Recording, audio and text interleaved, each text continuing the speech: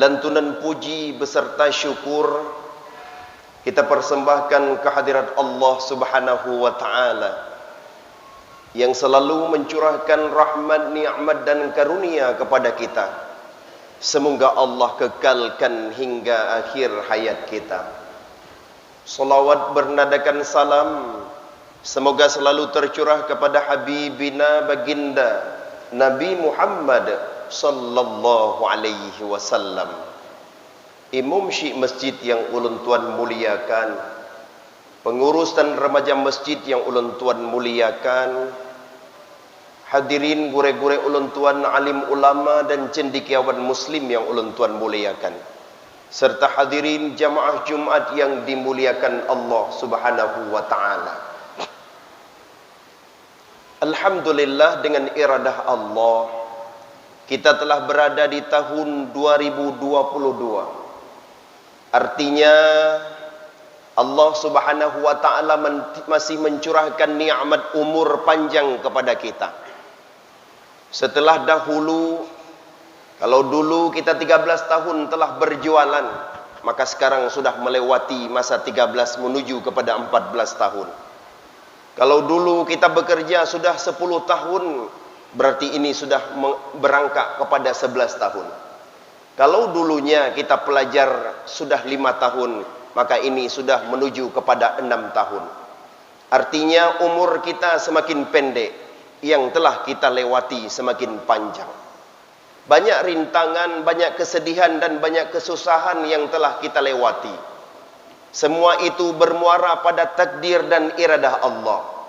Bila kita lewati dengan penuh keimanan, mungkin kita akan menambah ketakwaan dan keimanan kepada Allah. Namun bila cobaan demi cobaan, takdir demi takdir Allah kita lewati dengan kurangnya iman, dengan sikap tergesa-gesa, dengan sikap yang tidak sabar, mungkin akan mendapatkan kecelakaan. Maka hadirin sekalian, di momen khutbah Jumat ini, tausiah yang akan khatib sampaikan dengan tema membangun 5 kesadaran di dalam menerima takdir Allah. Hadirin jamaah Jumat yang dimuliakan Allah, untuk dapat menerima takdir Allah dengan baik, baik takdir yang berupa ketenangan, kemenangan, kesusahan, musibah, gelisah dan segalanya, maka kita harus menuaikan 5 kesadaran yang harus ada pada diri kita. Pertama, kesadaran bahwa segala sesuatu yang terjadi atas izin Allah. Hari ini kita mendapatkan nikmat atas izin Allah. Hari ini kita berkeluarga atas izin Allah. Hari ini kita mendapatkan keturunan ataupun tidak mendapatkan keturunan atas izin Allah. Hari ini kita tidak tercapai tujuan yang kita harapkan, tidak tercapai apa yang kita impikan, atau sebaliknya tercapai yang kita impikan, ini tidak terlepas daripada izin Allah. Di dalam Al-Quran surah At-Taghabun ayat 11 Allah berfirman, "Ma asaba min musibah illa biiznillah."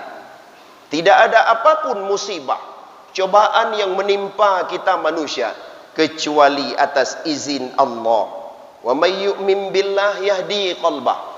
Kalau kita merasa diri kita mendapatkan keimanan, beriman kepada Allah, setelah Allah memberikan takdir-takdir yang demikian, yahdi qalbah, maka Allah akan menyinari hati kita dengan petunjuk-petunjuk.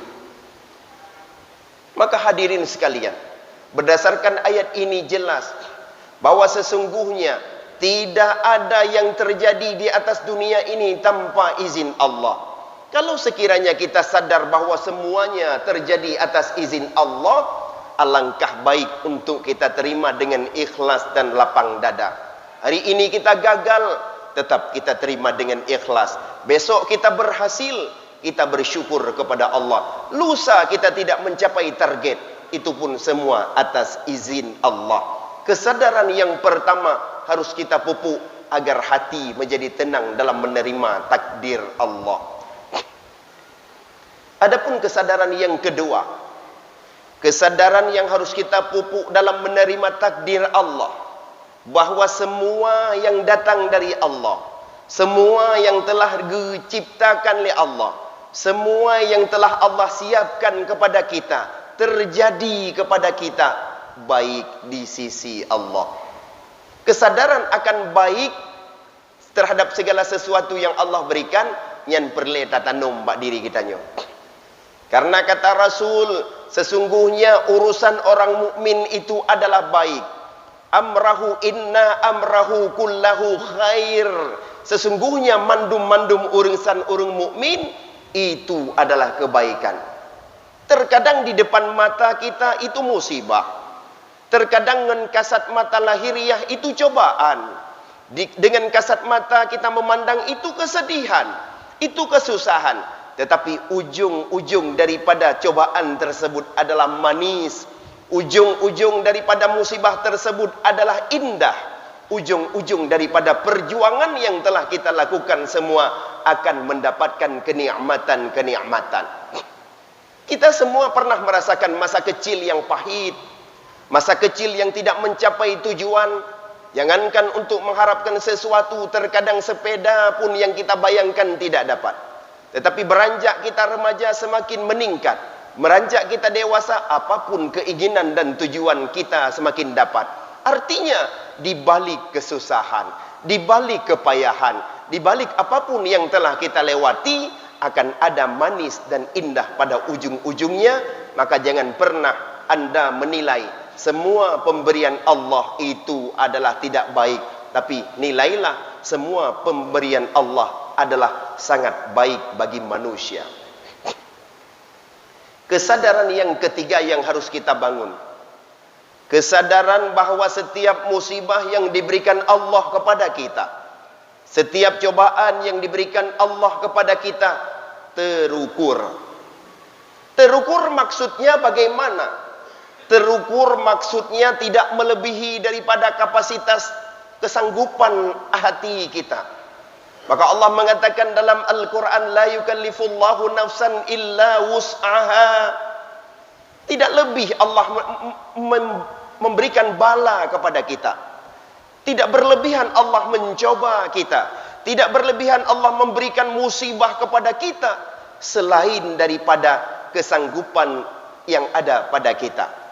Artinya, musibah yang diberikan kepada si A sesuai dengan kesanggupan si A. Musibah yang diberikan kepada si B sesuai dengan kesanggupan si B. Tidak ada yang tidak mampu melewati musibah tersebut bila kita beriman kepada Allah. Maka untuk apa juga Allah memberikan musibah kepada kita? Rasa-rasanya bukan untuk mencoba kita, karena sesungguhnya musibah itu terukur. Tetapi Allah ingin melihat kemauan kita. Maukah kita menerima bahwa Allah Maha Kuasa? Maukah kita mengakui bahwa Allah yang paling hebat, kita hamba yang lemah? Maukah kita menyadari bahwa kita akan menghadap Allah? Maukah kita berdoa kepada Allah? Maukah kita bersembah sujud di hadapan Allah? Ternyata Allah bukan mencoba kemampuan kita, akan tetapi Allah hanya mencoba kemauan kita. Karena sesungguhnya musibah memang mampu kita lewati bila kita berlandaskan iman dan takwa kepada Allah. Adapun yang keempat, yang harus kita tanamkan yang keempat adalah kesadaran bahwa sesungguhnya semua kesusahan tersebut adalah untuk menggugurkan dosa-dosa kita. Allah berikan kita susah, Allah berikan kita musibah, Allah berikan kita perjuangan pahit untuk mencari nafkah, Allah berikan kita perjuangan pahit untuk mendidik anak, membiayai keluarga. Allah berikan kita perjuangan yang hebat untuk bisa hidup di dunia dengan sejahtera. Pada dasarnya, semua kepahitan tersebut adalah untuk menggugurkan dosa-dosa kita. Kenapa orang mudah mendapatkan rezeki kita susah? Kenapa orang terkadang hidup senang tanpa musibah kita kok banyak cobaan? Kenapa orang bisa melewatinya dengan penuh ketenangan? Kenapa kita melewatinya dengan penuh kesedihan dan kegelisahan serta kepahitan? Ingat, setiap musibah, setiap cobaan, setiap apapun yang Allah berikan kepada kita, bisa saja untuk menggugurkan dosa-dosa kita. Inilah yang dikatakan Allah dalam Al-Quran. Wa ma asabakum min musibah fabima kasabat aydikum wa ya'fu an katsir. Dan apa saja yang menimpa musibah daripada kamu, fabima kasabat aydikum, itu karena ulahmu, pekerjaan dosa yang kamu lakukan, maksiat yang kamu lakukan kepada Allah. Wa ya'fu an katsir, tetapi Allah Maha Pemaaf, cukup banyak kesalahan yang telah dimaafkan kepada kita. Andai Allah tidak memaafkan kita, satu dosa yang kita lakukan hari ini, satu titik noda hitam gebi bak badan. Dua dosa yang terpubut bak uronyo, dua titik noda hitam gebi bak badan. Dum umu tanyo kapunuh dengan titik-titik dosa atau titik-titik noda hitam sebagai bukti kita berdosa. Tetapi Allah wa ya'fu an katsir, Allah memaafkan sangat banyak daripada dosa-dosa yang kita buat. Maka hadirin sekalian, ketika kita dilanda musibah, ketika kita diberi cobaan, ingat kepada Allah. Ternyata Allah sayang kepadaku, ingin menggugurkan dosa-dosaku, termasuk penyakit.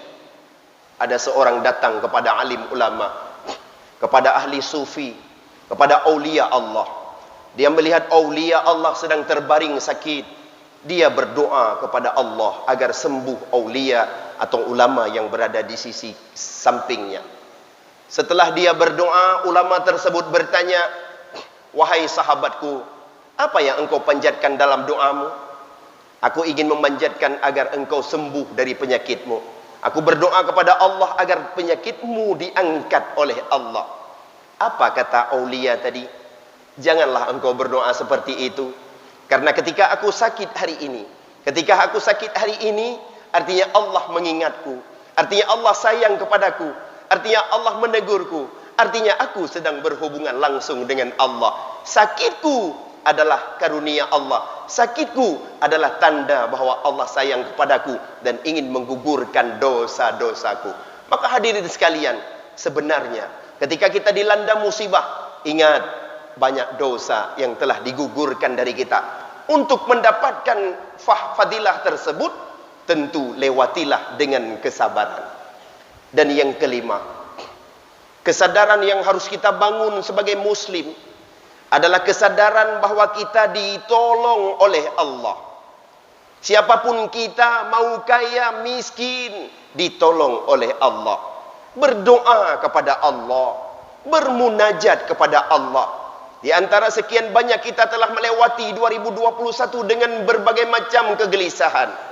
Kita telah melewati tahun lalu dengan kepedihan, turun jabatan, bangkrut dalam kongsi, kemudian juga banyak cobaan-cobaan lain yang kita lakukan. Ingat, Allah menolong kita. Yakin bahwa Allah menolong kita setiap saat minta bantu kepada Allah. Ilung heran lung kalian mahasiswa. Ketika mereka banyak masalah, mereka duduk bertumpu, azan berkumandang, mereka besarkan volume bicara mereka. Ilung juga heran lung kalian manusia-manusia lewitnya Tuhangan muda. Semakin azan berkumandang tanda Allahu Akbar, Allah Maha Besar, semakin mereka membesarkan volume dalam berbicara. Apakah mereka tidak tahu yang mereka bicarakannya solusinya ada di masjid? Apakah mereka tidak tahu yang mereka bicarakannya solusinya bila mereka sujud di hadapan Allah?